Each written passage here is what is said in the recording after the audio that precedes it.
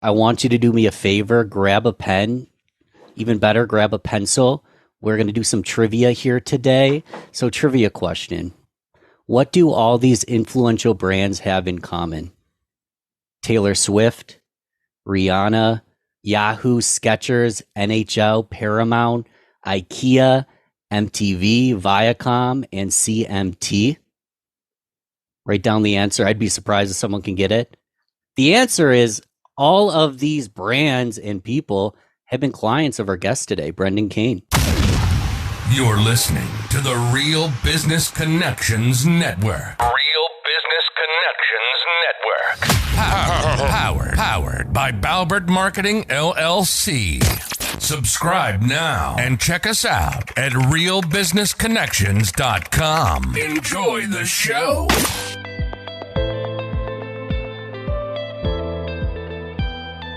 Welcome, everyone, to Learn, Speak, Teach, powered by Balbert Marketing, LLC.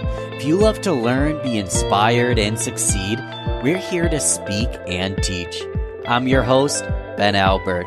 I believe if you're not living, you're dying. If you're not growing, you're withering. And if you're not engaged, we can turn this off right now. Because we here at LST are lifelong learners. And listen, I'm not your guru. I'm an ordinary guy on a journey to learn from the experts. My goal is to host each conversation with a beginner's mindset. Learn and let the experts speak and teach their truths. Join us! Oh yeah, and don't forget to subscribe. This episode is brought to you completely free. Get some stake in the game here. My fee for the show only takes a few moments. If you gain value from the episode, personally share with a friend and explain your favorite part. Bonus points. Please leave us a review on Apple, Google Podcasts, or anywhere you listen to the show. All right, let's get started. Dude, brother, Brendan, good to meet you, man. Happy to have you on. Likewise, pleasure to connect with you and everybody that's tuning into this. Anyone special that I missed in that list there? Big names, brother. I don't know. Some people may not know what CMT is. It's country music television, in case they're wondering. But yeah, I mean, we've worked with so many great clients. We've had the pleasure to be able to do that. So we're very grateful. I'm gonna provide the bio to give a little more context, then I'm going to shut up and listen to your brilliance. Brendan has, since 2005, helped the largest brands and celebrities like the ones we've named reverse engineer how to make content go viral. Brendan and his team at Hookpoint have generated over 60 billion views and over 100 million followers for the content they have worked on. Best-selling author of 1 million followers, How I Built a Massive Social Following 30 Days, and Hookpoint, How to Stand Out in a 3-Second World. So much brilliance we're going to talk about today, but you mentioned in the bio since 2005. Give us a little bit of context of where you were pre-2005 and kind of what got you started in doing this as a living. Yeah, initially it was in film school. I wanted to learn the business side of film and produce film. And when I was there, I quickly realized they didn't really teach you anything about business in film school. So I figured the best way to learn about business is start your own. And the most cost-efficient way at the time, and it still holds true today, is to start online companies. So I started creating a few online companies while I was going to college, really more to like learn and experiment. And then when I showed up to LA in 2005 to pursue a career in film, I, like everybody else, started at the bottom making coffee and copy and deliveries. And I was trying, like everybody, to grab attention of the higher ups, to move my way up for like studio executives, producers, directors. And when they would ask, why did you move to LA? Why are you here? And I would say I wanted to be a film producer. I could see everybody's eyes glaze over.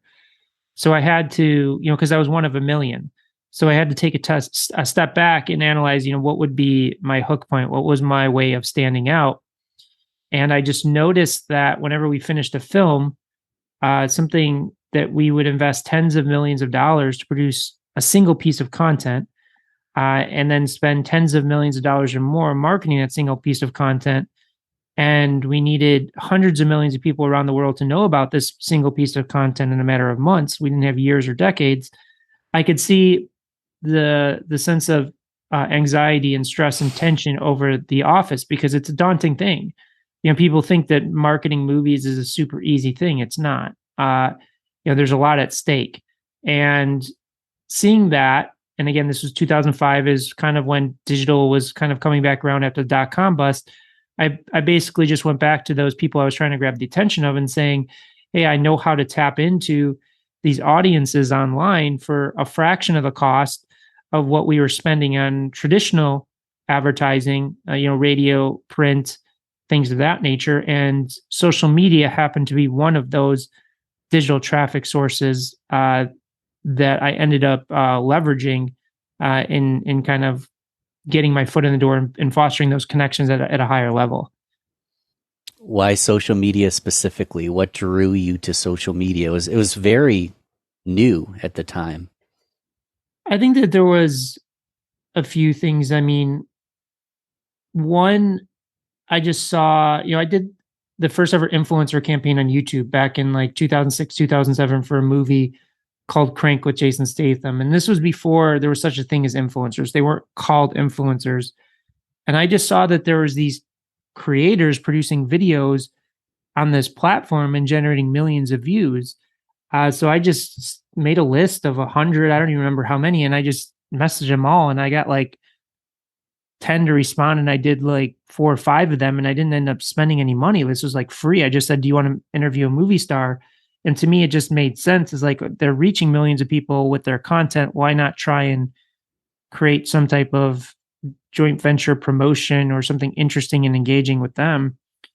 And then I also remember when News Corp had bought MySpace for like $600 million, and at the time that was a lot of money. Now you look at what social media is valued at today, and it's a lot bigger. But that also made me kind of dig in a little bit deeper and understand, well, what is the value here that warrants such a significant acquisition?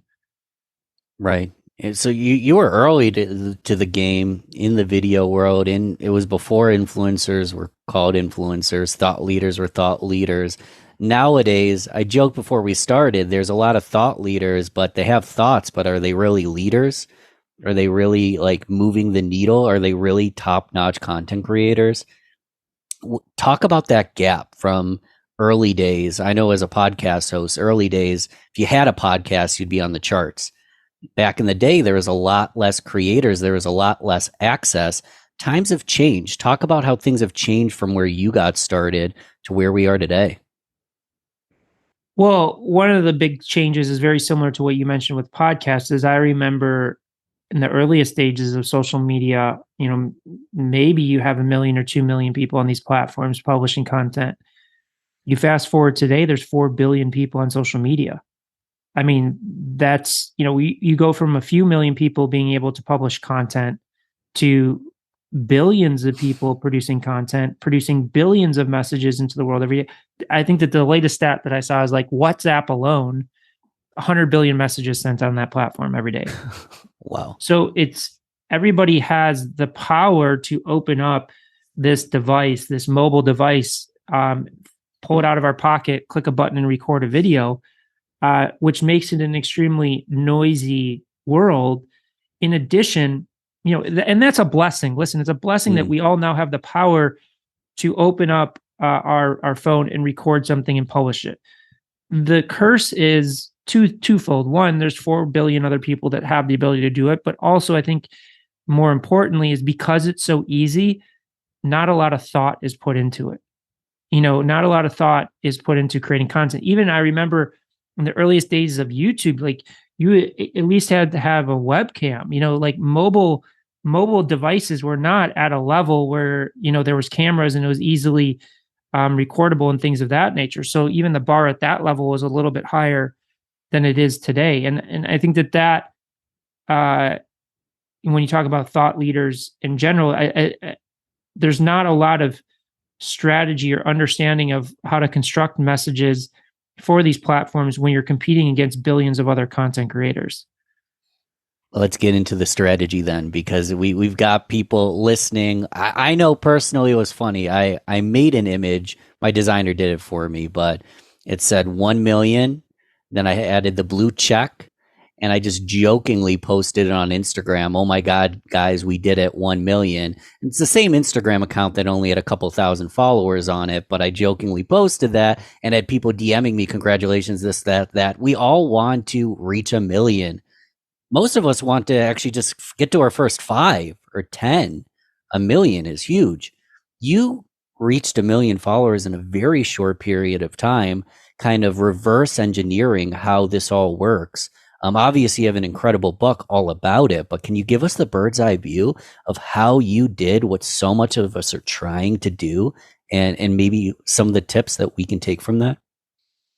Yeah, let's look at it from the context of not just kind of what I did with my personal account, but our underlying process. Because Please. as you mentioned in the beginning, I think some people look at that book and they don't read it and they're like, oh, it's just he did this once and he's talking about it. But it's not. Our process, again, has been used to generate 60 billion views and 100 million followers for the projects and clients that we've worked on. And I think that that's a more compelling case and thing to talk about, because we've proven that this can work for any genre, any niche, any industry. And the biggest element of what drives our success is the creative process that we have. Because the interesting thing is, because social media has evolved and taken over so quickly, the creative processes that people use to produce content haven't adapted and evolved to meet it where it's at. So most people, as they're producing content, they're following like their brand guidelines, or just jumping to create ideas and batch producing content and then just posting it and maybe reviewing results, which doesn't lead to a lot of success. Or maybe what happens is, and we see this a lot, is maybe you get 1 or 2 things to go viral, but then you can't determine why it went viral. Thus, you can't consistently perform. So, their success rate is maybe 1 out of 100 posts, if that, go viral or have success, versus we're more interested in how you get like 1 out of 4 or 2 out of 4 to go viral and have that success. And the reason that we consistently see that level of success is because our process is deeply rooted in research. So what that means is the question I pose to people is, how can you expect to consistently go viral if you don't understand why things go viral? It's the same thing of if you've ever learned to play a musical instrument, or even if you haven't, you don't just start by composing original music when you sit down for the piano the first time. You learn the songs of other composers to get good at that process of creating music, and then you compose your original thing. Yet again, going back to what I said, the blessing and the curse of social media is anybody can just pull out a phone and just click a button and record something. So there's not a lot of thought that is required in order to produce content. So we fundamentally use research and insights to drive all of our decisions. So what does that mean? So we go out and we look at content creators, formats, brands that are having a lot of success on social media, and we pay attention and study the nuances of how they're telling their story. So we focus less on their message, because the message to us, their niche, their expertise, doesn't really matter to us. What matters is, how are they telling their story? How are they describing their level of expertise? And one of the elements that we do in order to do that is we have a research process that's called gold, silver, bronze. So we'll look at a viral, an influencer or a brand that has success, but we don't just look at their most viewed videos or just determine, all of their content's successful, because it's not. There's variance. So we study the variance of it. So in this gold, silver, bronze, gold is their highest performers. So it's like their breakthrough ones. So for an account, maybe it's like the videos that are doing 10 to 30 million views. And then we look at their silver, which is probably their median, like their average. Maybe it's in the million view range. And then bronze is their underperformers in the 100 to 300,000 view range. And for some people, they may say even on the bronze, it's a lot of views. But again, what we're doing is we're trying to study the best to understand how we can have breakthrough performance. So what we do is we study the gold and create these hypotheses of what we think is driving the performance. And again, this is not about their content, it's about their context. So we'll look at things as like their pacing, their tonality, the number of edits, maybe their setting, the format, their thumbnail, their captions, all the elements that are driving the story that they're telling. And then we'll see, do those show up in the silver and bronze? Because if they show up in the silver and bronze, then we know that that's not the true reason those gold ones are breaking through. And then we have to start the process over until we find these performance drivers that show up in the gold, but not the silver and bronze. And that's a huge distinction, because one of the things that a lot of people talk about is trends. Now, the interesting thing about trends is if you think about the iceberg analogy, is like you look at the tip of the iceberg is only 1% and 99% is below the water. So you're only seeing the tip of the iceberg. It's the same thing with a trend, is people talking about jumping on trends, but they're only looking at the 1% that are succeeding, not the 99% that are failing. So like a prime example, and this is a long time ago, but the ice bucket challenge, that was like a huge trend. Everybody tried to jump on it, but only 1% really broke through with it. But everybody tried to jump on that bandwagon to say, oh, I'm going to do it because it's a trend and thus I'm going to go viral, without understanding the context of it. So, and to dig in deeper with that, there's formats that can be trends. Like, there's a format, we call it 2 characters, 1 light bulb, and I'm sure you've seen it. It's the same person that's having a conversation with themselves. So there's a woman that, called Erica, that talks about like legal stuff. So her thing is, I read the fine print so you don't have to. So she talks about like rebates and when your airlines gets canceled. So a lot of people follow this, we call 2 characters, 1 light bulb, where it's the same person having a conversation with each other from different perspectives. Now, that is a format that like somebody like Erica has massive success with, but there's a lot of people that use that exact same format that have 0 success. So she can generate 1 million views on one of those videos, and we can see other people generate 1,000 views or less on that. Why? Yeah, that's the question. It's not about the content, it's about how they are delivering it. So, like, for example, we would do the gold, silver, bronze on that format, and one of the things like in like the bronze or the silver that we'll see is the pacing will be off. They'll try and overload the person with too much complex information, or they'll have talking, captions, edits all happening at the same time, and you get left behind with it. Another element of it that we see that's a big issue with content creators is what we call the generalist principle, the generalist approach. The algorithms control reach and distribution of content. And there's a lot of misinformation about the algorithms. One is that they suppress your reach on purpose in order to get you to pay for reach. That's not the case, because then nobody would ever go viral. So what is the goal of the algorithms? The algorithms' goal is retention. How do we keep people on these platforms longer so we can serve them more ads and generate more revenue? So what they're essentially looking for is, because they have billions and billions of pieces of content to choose from, they want content they can see to the widest possible audience and hold their attention for as long as possible. So the old paradigm of let me create a very niche message for a niche audience doesn't hold up, because the algorithms, when they try and send it out to people that don't follow you, it sees that people are not stopping and paying attention, so they suppress that reach.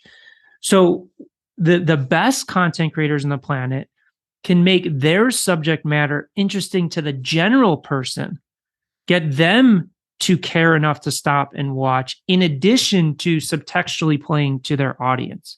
So again, Erica, and I think her last name is Kohlberg, she is a lawyer, and she's gone super viral on TikTok. I think she's got like 8 million followers on TikTok, and she's done really well on Instagram.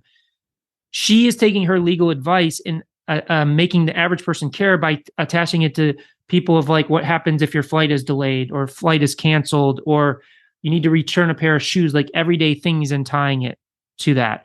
Or there is a YouTuber, Graham Stephan, that teaches finance to millennials.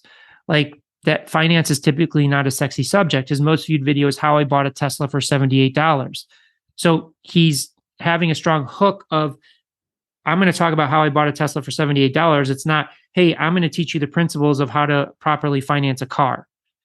So you're not diluting your authenticity. You're not diluting what you want to do. It's just you're contextualizing it for the general audience so that enough people care, so that when the algorithms keep seeding it out to more and more people, they stop and watch. So that's another big mistake that people are making with that, even within a single format, even like that 2 characters, 1 light bulb. Like Erica's a master of making legal interesting to the widest possible audience versus somebody, and it could be another lawyer or somebody in finance or taxes or whatever, can be doing the exact same format but not have success because they're not applying this generalist principle or some of the other things that I've talked about. Makes sense. So clarifying question, because I think some people might be curious. You're talking specifically about organic reach, not paid. So I'd be curious on your opinion. For paid, you can obviously target someone very, very specific. Do you still want to target that person with a generalized message? We're talking about organic generalized message. It's different than paid. I'd be curious if you still want to generalize when targeting hyperspecific. And then I do have a couple other questions, but I'm just curious on your opinion on that. I would say yes. I think you become a better storyteller. And again, like the generalist is not to say that you're making your core audience not interested. The idea is, how can you make anybody interested while still playing to your core audience? Because even when you're talking about paid, what does paid do? It gives us reach, but it doesn't guarantee and force people to watch and pay attention to what we have to say. It's not like back before social media with television, is people are forced to pay attention and watch the ads because they want to get through the TV break. Prior to like TiVo and all those things, they couldn't fast forward, or prior to Netflix when they didn't have those things. The same thing with social media. Like most of social media is non or is skippable ads, or you can scroll past it. So your paid has to actually compete against organic.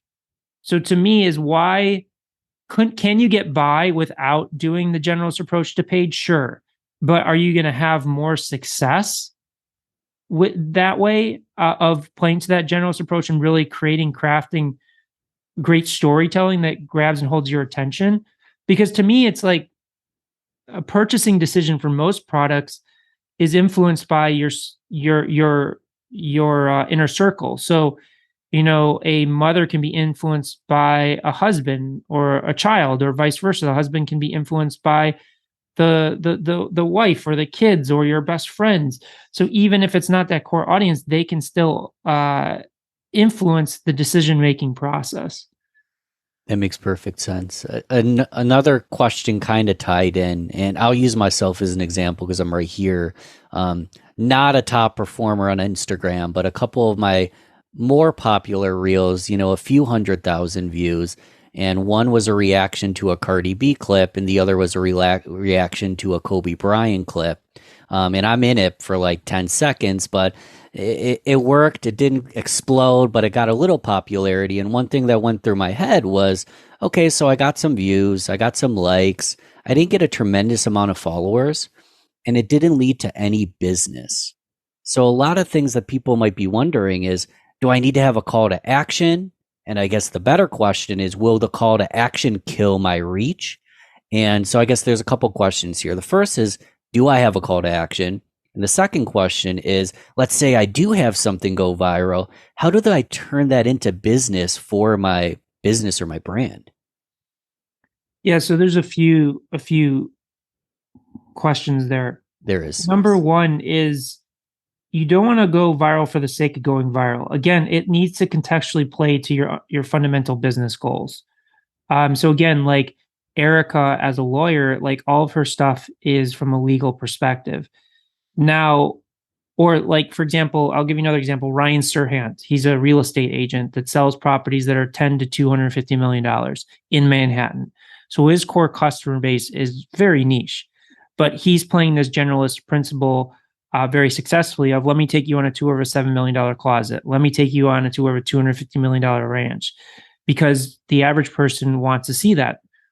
But what he understands is he'll get millions and millions of people every month to view his videos, but he only needs a fraction of 1% to actually be his core target in order for him to get new listings, or for people to even buy listings. Like, he sold $20-30 million penthouses off his YouTube videos. So what he's doing, he's beating out other real estate agents, because the level of scale, even at a fraction of 1% off of millions of people, is a large number, and he's building tremendous brand and credibility. Now, within the content that he's producing, he's not doing a lot of CTAs. He is just building brand loyalty and credibility with the stories that he's telling that correlates back to it. You can authentically build CTAs into it. Like, Erica does a great job of authentically building in a CTA of following her account. You just have to, again, study the references on how to do it. Do you necessarily need a CTA in your content? No. It just depends on the content strategy of how you're intertwined into it. I think the other thing that's important is, like you said, you had like 2 videos that went viral. Like, you need to have consistency. That's why it's like, one video, even especially like a reel, is like, how much business do you expect to be generated off of like 30 seconds of consuming content? Can it happen? Sure. But it's building that so that you can consistently generate hundreds of thousands of views each video. And over time, you're building that lead flow, you're building that traffic. I would also want to dive into the format of you reacting to Cardi B and Kobe Bryant. How does that tie into your brand? How does that tie into the leads that you're trying to generate? Because, like, for example, we were working with an Italian leather company, and they were just starting out on TikTok, and now they've generated several videos, over 1 million views. They're at 150,000 followers, and they're selling out of their inventory. They can't keep inventory on the shelf. Wow. Because the format is viral, but the format is highly relevant to their business. Now, it's not, hey, go buy this wallet. It's breaking down kind of like, what's the quality of a wallet, like a Chanel purse or a Chanel wallet versus the average one off the shelf, and like those types of things. The other element of it is, and this is where paid marketing can be very effective, is you can retarget the people that view your organic content with more direct response type ads. So there's many different ways that you can approach it. I'm never going to say there's a one size fits all, this is how it goes, because you have to look at the holistic strategy, the content formats, the nuances of how you're telling the story, and all of that. But those are just some ideas and strategies that come to mind based upon the questions you asked. Powerful. Let's stay on the nuances. I love those surprise success stories. Now, a video, for example, Cardi B, you post a video of Cardi B, you'll get views because it's Cardi B.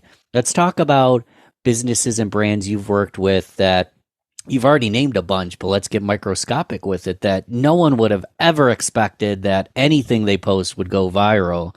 But they did something quite similar to that top level tier, whether it's the pacing, the captions, you tell me. Give us some more examples of just the everyday person with an everyday life and an everyday, maybe even doing something boring to most, getting massively popular because of certain things they did. And obviously, I'm curious what they did to make that happen. Yeah, so we have a private mastermind where we break down the top viral content creators and explain these nuances of why they go viral. And one of the creators that we broke down is a clinical psychologist called Dr. Julie Smith. And she's a clinical psychologist. So psychology is not typically a viral subject matter, but she's got several million followers on TikTok. And when we did the gold, silver, and bronze analysis of it, what we realized is in the gold performers, what she was using is like physical props to really explain complex subject matter. So, for example, one of her most viewed videos is on anxiety and panic and how that manifests. And what she does is, and I'm going to butcher the actual messaging, I'm just doing it off of memory, but you'll get the point, is she had like a clear bucket and she started pouring water into it and the bucket was filling up. Saw And this. she was, yeah. So she was saying, this is like how anxiety and panic manifests is it keeps rising until it just overspills outside of the bucket. But what you can do, and she takes a drill and starts drilling holes into it, is, you can have a healthy diet, you can have meditation, you can have exercise. And as she's drilling more of these holes, the water starts to spill out and the level lowers. So she's taking this complex subject matter and she's just using it through this analogy of a prop, which makes it a lot easier to follow, but it's also a visual that hooks people and grabs their attention and holds that attention. So she's extremely effective in those gold performers of using these the analogies of these props versus her underperformers. She doesn't use it as well. But in addition, we've broken down with her account just like the depth of her setting. Like she has like a bookshelf behind her and there's a certain level of depth. Her pacing, her tonality compared to underperformers trying to do the same format. So again, we spend less of talking about the fact that she's a clinical psychologist and more about what are the elements that she's using to drive her success, so those elements can be applied to anybody. Those learnings of like the analogy of using props could be used for finance, it could be used for insurance, it can be used for real estate, it can be used for podcasting, it can be used for anything. And that's the importance of studying content creators in all different types of disciplines to do that. So I would say that that's one prime example of somebody from a nuanced perspective that's having a lot of success. It's a great example. I remember that video. We'll find it and toss it in the show notes so people can watch it. It hooks you the entire time. So I'll grab my pencil again. The listener is ready to take notes. First, feel free to discourage them if you think not everyone can be a good content creator. That's okay if we need to say that. But my thought is, I want to get started. I've had a little bit of momentum. Even worse, I've spent hours on a video and it didn't go viral. It didn't get popular. I may be down in the dumps. What should be my first action? What can I do? And I know it's hard to say what's the first action. In the show notes, the information, now you've got a mastermind, you've got your books. Learn from you is a great answer. But what can be my first action to really get momentum with this? Yeah, and it goes to why our entire process and our entire company is focused on research and insights first. Because again, it's like, I'll just use another analogy because we talked about music. I started in the film industry. How could you expect to make a movie if you don't understand how movies are made and don't understand the difference between what makes a very successful movie versus an unsuccessful movie? Or if you don't understand like the 3-act structure or the hero's journey, things like that. So the same things apply with content. And I feel people's pain if they've spent hours producing a piece of content and it doesn't do anything. And and we do this all the time with our clients. If somebody spent hours on a piece of content, or maybe they even spent 10 minutes and they're like, Brendan, or they ask our team, why didn't this go viral? The first thing we ask them is, what is the reference? What is the reference that you were trying to emulate? Not from a content perspective, but from a context perspective. And 99% of the time, they do not have a reference. So the first place to start in order of getting good at content is to understand what drives good content. Understand like the nuances that we were talking about with Dr. Julie Smith or some of the other content creators. And create those hypotheses of how they're telling their story and what's driving that success, so that if you do spend the time using this reference to produce a piece of content, and again, I'm not saying copy their content, I'm saying use the storytelling mechanisms. Like if you think about movies, 99% of movies all follow the same 3-act structure. They all follow the same hero's journey, but they all come off completely different. It's not that they're copying each other's content, they're copying the structure. And that's what we're talking about here. So if it didn't work, and we do this exercise often with clients, is we put the reference on one side of the screen and your content on the other side of the screen, and we play them side by side and we determine, okay, what did we miss here? what did we get right? What did we not get right? And oftentimes we'll do this before you post the video. And if you can go in with an honest, perspective, you will see night and day the differences. You will start understanding, oh my God, the reference, the pacing and tonality is much smoother. It's much easier to follow than mine is all over the place and it's overwhelming. All those different elements you can look at side by side there. So to me, before you even create a piece of content, it's to start there, is to start really understanding that process. That's brilliant. Play them side by side. Look at pacing, look at environment, look at structure. This idea, I just came up with it. You maybe already have, but I'm imagining, so I've got a big screen here. I'm imagining where you are right now on my screen, have the content in front of me while I record so I can literally sort of emulate it in live time. Has anyone ever done that? What's your thought on that? Because it just came to mind. Yeah, you definitely can do that. I mean, again, one of the reasons we do the gold, silver, and bronze research, right, is before we even create a piece of content, we're looking at a format. Even Dr. Julie Smith, as an individual content creator, and we do it for formats as well, we're looking at the high performers versus the low performers to understand the difference between those. Because even like looking at Dr. Julie Smith, who's had a lot of success and is an amazing content creator, she doesn't hit it out of the park every time. And if we just look at her from a general content perspective and just say, well, everything she does is great, then we don't really understand the nuances of what's driving that performance. So that's why before we even create a piece of content, we're looking at the high performers versus the low performers of the same creator, or maybe different creators around the same format, so that we can start spotting the differences, so that we avoid the traps before we even click record. So that's an important factor there. That's why we go through that lengthy process of our team doing it. And it's one of the things that we do for our clients is do this research and point it out, because you will learn so much by just looking at the gold performers versus the bronze performers within a specific format or specific content creator. This is brilliant. So do your research. It's funny because common advice is you have a cell phone in your hand, just pick up the phone and talk. Just get started. That's common advice. And one thing I've noticed with the algorithms is they actually do provide more reach in some of your initial videos. I've seen it time and time again. The initial videos get great reach and then it kind of plateaus down.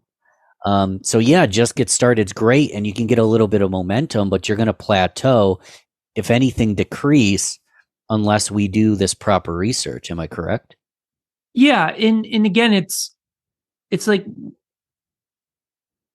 what is the level do you want to play at? What is the level of success that you want to have? And do you want to have long-term success? Because in a way, you're having to learn how to effectively communicate in today's world.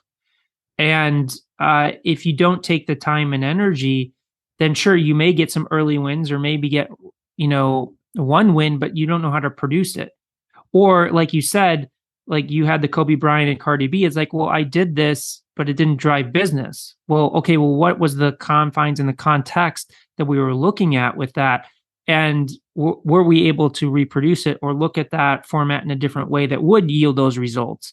So it's having that conscious element. And I can even say, again, working back in like 2006, 2007 with the earliest YouTube influencers, there was, this core group that was really successful in acquiring audience.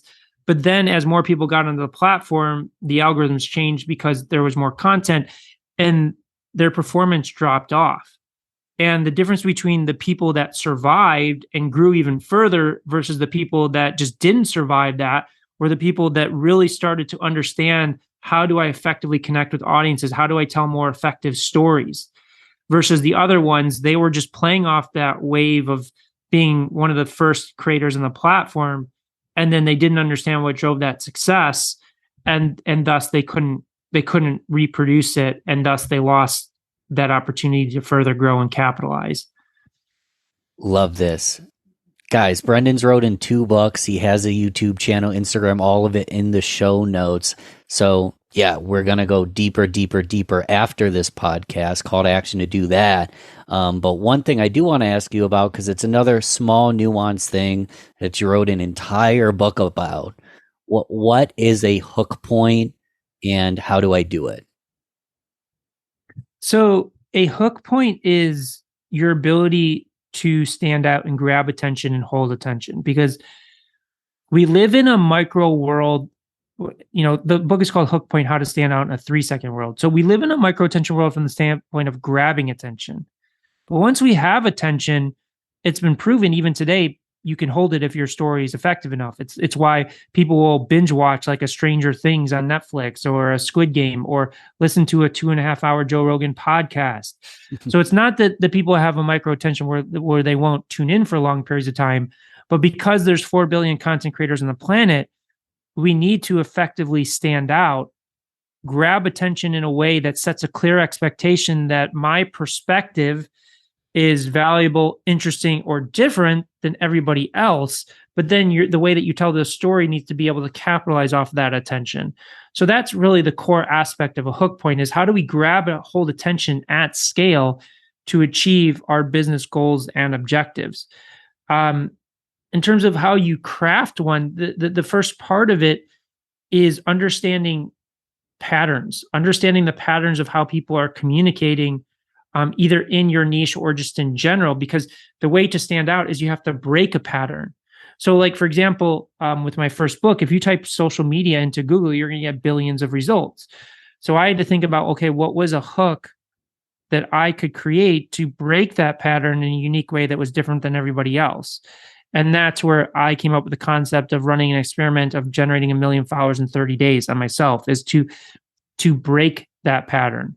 Same thing with, like we talked about, Graham Stephan in finance, how I bought a Tesla for $78. There's so many people that talk about finance, but he broke the pattern in an interesting way to grab attention, tell a story, but still deliver on the subject matter he wanted to talk about. And one of my friends that's in the book, Craig Clemens, he's one of the top copywriters in the world. His company has sold over $2 billion worth of products through social media ads. Is when he was first starting out as a copywriter, all of his hooks were getting rejected by his boss. So what he started to do is he was doing his research. He would find the best hooks, put it in a document, and start plugging in his products into other people's hooks to see how to shape it, to see how to kind of learn from other people to create those. So again, it goes back to kind of the research as a starting point to understand how to craft effective ones. Love it. I wish I had 3 more hours like a Joe Rogan podcast. I want to be mindful of time. The listeners might notice I completely skipped the rapid fire round because I wanted to provide just value the entire time, man. I don't even know what to say. I'm going to go back, re-listen, take notes, check out the show notes. For the show notes, and tell us, because we want to write this down, what's the best place for us to go to learn more if we're actually looking to take this seriously? I think a great starting point is to go to look at our private mastermind. It's called Viral Trends. You can go to goviral.hookpoint.com. Again, that's goviral.hookpoint.com. And what happens there is every week we break down a new viral format, content creator, brand, influencer. So we're essentially our analysts are spending a week doing the research. Then we get on a live call. We walk through the research, answer questions on it, but we also give you the actual research sheet that we created, and then also about a 10-page activation guide that breaks down it into kind of more digestible action items. But you also get access to the previous research that we've done. So like Dr. Julie Smith, we've broken down, I mentioned her amongst other content creators. So that's a good entry point to start really learning what it takes to get good at communicating. I mean, if you want to just engage our team directly, you can go to hookpoint.com and schedule a call with our team. But I would say that those are probably the 2 best places to start. That's a great entry point. You'll probably see me in that portal because I have a tremendous amount to learn myself. Brendan, dude, wealth of knowledge. Appreciate you taking the time. Busy day. Made some time for us. Appreciate you. Hope to have you back again. Yeah, thanks for having me. It's a true pleasure to connect with you, Ben. Thanks for giving me the platform, and true pleasure to connect to everybody that tuned into this. Appreciate you. Thanks again for listening to Learn, Speak, Teach, powered by Balbert Marketing, LLC. You need to go subscribe if you haven't yet. This show is completely free. If you gain value from the episode, personally share with a friend and explain your favorite part. Leave us a review on Apple, Google Podcasts, or anywhere you listen to the show. All right. Thanks once more for listening to LST. I am so grateful. Talk to you soon.